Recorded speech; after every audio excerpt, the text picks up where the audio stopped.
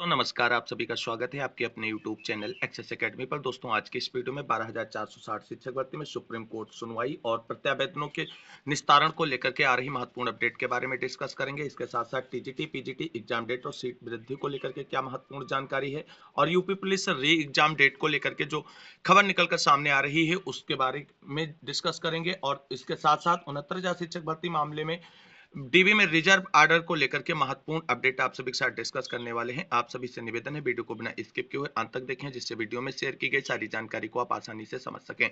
जितने भाई बहन चैनल पर पहली बार विजिट कर रहे हैं और अभी तक चैनल को सब्सक्राइब नहीं किया है, प्लीज चैनल को सब्सक्राइब करके बेल आइकन जरूर दबाएं आगे की लेटेस्ट अपडेट पाने के लिए।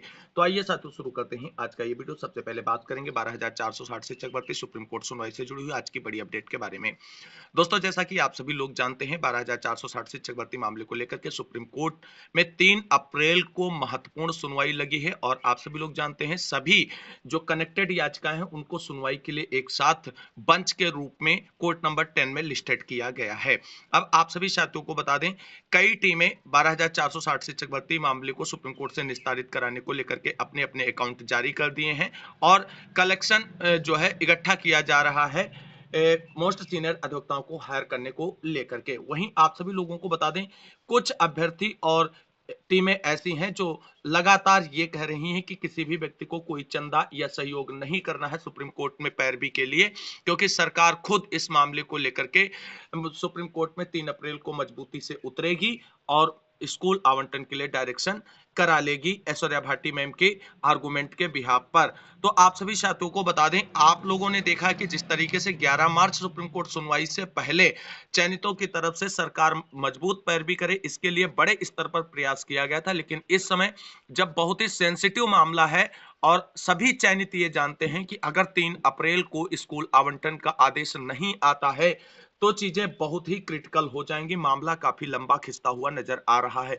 लेकिन फिर भी सभी चयनित साथी जो हैं वो पूरी तरीके से शांत बैठे हुए हैं। सरकार और विभाग से किसी भी प्रकार से ये टच में नहीं है कि 3 अप्रैल स्कूल आवंटन को लेकर के मजबूत पैरवी सरकार करे और विभाग जो है मजबूत तरीके से अपना पक्ष रखने का प्रयास करे, जैसे स्कूल आवंटन का डायरेक्शन जो है वो निकलकर सुप्रीम कोर्ट से सामने आए। जब आप सभी लोगों को चंदा देने से मना कर रहे हैं और आप कह रहे हैं कि सरकार सब कुछ करा लेगी, तो आपको कम से कम नवनियुक्त सचिव सर से मुलाकात करना चाहिए और उनको चीजों से अवगत कराना चाहिए। सरकार और विभाग की तरफ से मजबूत पैरवी के लिए प्रयास आपको करना चाहिए। लेकिन केवल और केवल आप सभी सोशल मीडिया पर पोस्ट लिख देते हैं कि सारी चीजें जो हैं वो सरकार करने वाली है, आप किसी के साथ ना जुड़े, किसी को कोई सहयोग ना करे। तो ऐसा नहीं होगा दोस्तों, आप सभी को इसके लिए जमीनी स्तर पर निकलकर जो है प्रयास करना होगा और सरकार और विभाग पर इस समय जो है कहीं ना कहीं सुप्रीम कोर्ट में मजबूत पैरवी के लिए दबाव बनाना होगा। वहीं आप सभी को बता दें,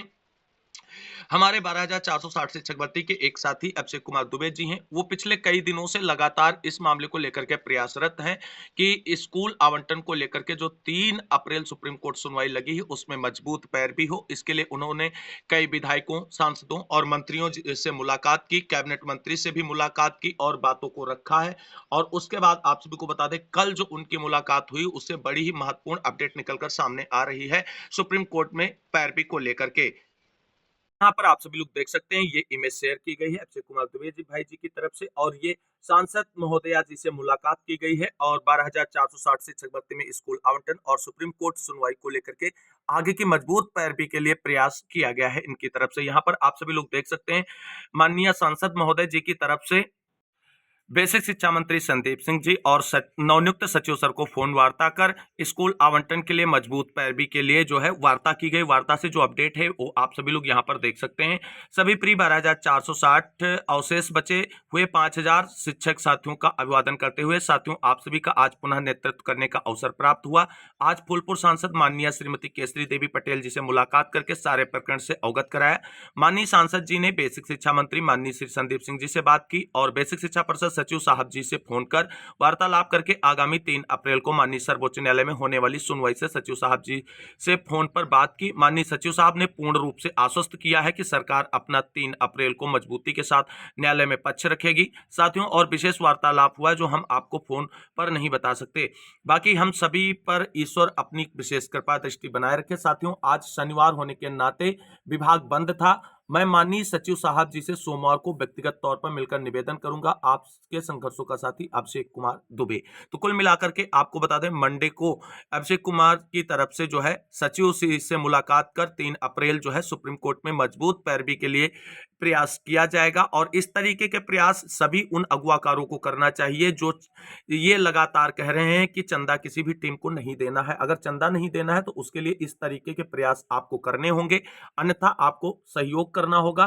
तो कुल मिलाकर के चीजें जो हैं इस समय बहुत ही सेंसिटिव हैं और बहुत ही समझबूझ के साथ प्रत्येक चयनित भाई बहन को डिसीजन लेना होगा, तभी आगे राहें आसान होंगी और स्कूल आवंटन की राह खुलेगी। कुल मिलाकर के हम यही चाहते हैं कि 3 अप्रैल सुप्रीम कोर्ट से आर्डर मॉडिफिकेशन एप्लीकेशन पर आर्गुमेंट होते हुए चयनितों के स्कूल आवंटन का डायरेक्शन सुप्रीम कोर्ट से मिल जाए और सभी चयनित भाई बहन जो मानसिक, आर्थिक और सामाजिक प्रताड़ना झेल रहे हैं वो इससे मुक्ति पाते हुए अध्यापक के रूप में अपने अपने आवंटित विद्यालयों में पहुंचे और अध्यापन कार्य करने लगें। कुल मिलाकर के 3 अप्रैल बहुत ही महत्वपूर्ण है। एक तरीके से कह लीजिए कि डू और डाई वाली कंडीशन 3 अप्रैल को बनी हुई है सभी चयनितों के लिए। अब बात कर लेते हैं प्रत्यावेदन से जुड़ी हुई आज की बड़ी अपडेट के बारे में।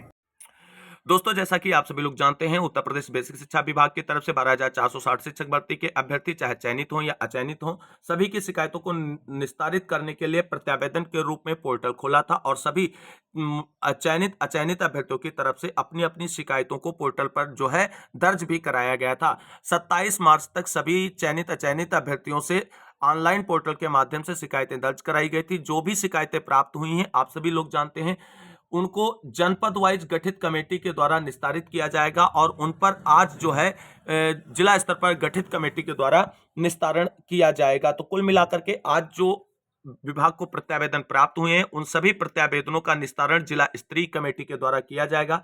अब देखना है कि उन प्रत्यावेदनों में जो शिकायतें प्राप्त हुई हैं उनका निस्तारण करते हुए विभाग उनको आगे किस तरीके से बढ़ाता है जिससे मामला जल्द से जल्द सॉर्ट आउट हो सके और चीजें सही तरीके से आगे बढ़े 12,460 शिक्षक भर्ती मामले में। तो कुल मिलाकर के प्रत्यावेदन करने वाले सभी साथियों के लिए आज का दिन बहुत इंपॉर्टेंट है और जिस जनपद में आप चयनित हैं, जहां के लिए आपने प्रत्यावेदन सबमिट किया है, वहां के जिला बेसिक शिक्षा कार्यालय के टच में आपको रहना है, तभी आपके प्रत्यावेदन जो आपने किया है उसका निस्तारण विभाग की तरफ से क्या किया गया है इसकी जानकारी आप सभी को हो पाएगी। तो 12,460 शिक्षक भर्ती के बाद हम बात कर लेते हैं टीजीटी पीजीटी एग्जाम डेट और सीट वृद्धि को लेकर के बड़ी अपडेट के बारे में।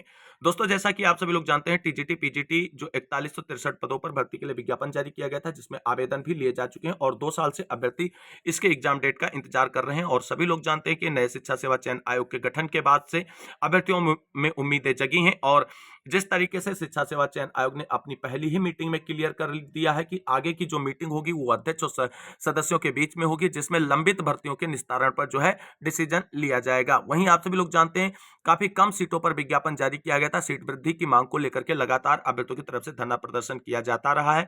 अब इससे जुड़ी हुई बड़ी अपडेट निकलकर सामने आ रही है जिस पर आप सभी लोग नजर डाल सकते हैं। दोस्तों, यहां पर आप सभी लोग देख सकते हैं टीजीटी पीजीटी परीक्षा की तिथि की मांग।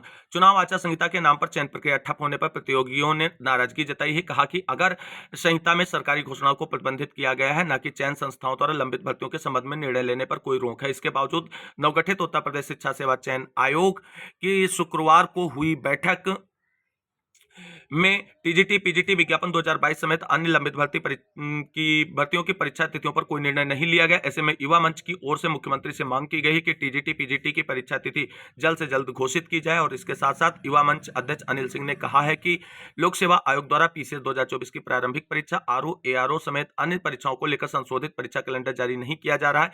यही स्थिति अधीनस्थ सेवा चयन आयोग की भी है। माननीय मुख्यमंत्री जी से मांग है कि प्रतियोगियों के हित में चयन संस्थाओं को निर्देशित करें कि चयन प्रक्रिया ठप न की जाए। साथ ही लोक सेवा आयोग को तत्काल संशोधित परीक्षा जारी करने के निर्देश दिए जाएं। पेपर लीक से निपटने के लिए शिक्षा माफिया पर कार्रवाई की जाए। मांग की है कि पर्याप्त संसाधन व्यवस्थित होने तक पुलिस भर्ती परीक्षा ऑफलाइन कराई जाए। तो ये बड़ी अपडेट थी। उसके बाद हम बात कर लेते हैं उत्तर प्रदेश पुलिस कांस्टेबल री एग्जाम को लेकर के आ रही बड़ी अपडेट के बारे में। दोस्तों, जैसा कि आप सभी लोग जानते हैं, उत्तर प्रदेश में पुलिस कांस्टेबल भर्ती परीक्षा जो कराई गई थी उसको रद्द कर दिया गया था। अब री एग्जाम को लेकर के जो सेंटर बनाए जाने की प्रक्रिया है वो चयन बोर्ड की तरफ से शुरू कर दी गई है और सोशल मीडिया पर आप सभी को बता दें, यूपी पुलिस कांस्टेबल री एग्जाम की डेट को लेकर के जो खबर तेजी से वायरल हो रही है कि 11 जून को आयोजित की जा सकती है यूपी पुलिस कांस्टेबल री एग्जाम परीक्षा। तो दोस्तों आप सभी को बता दें, ये केवल और केवल सोशल मीडिया पर चीजें अभी इस तरीके से वायरल हो रही हैं।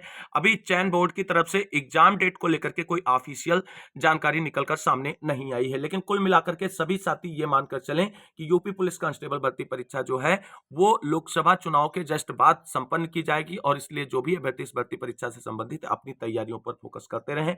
चीजें आप सभी लोगों को बहुत आसानी से करनी है और बेहतर करनी है, क्योंकि चयन बोर्ड ने अपनी प्रक्रिया शुरू कर दी है। जो भी उसकी प्रोसेस है वो जल्द कंप्लीट हो जाएगी और केवल एग्जाम कंडक्ट कराना ही बाकी रह जाएगा।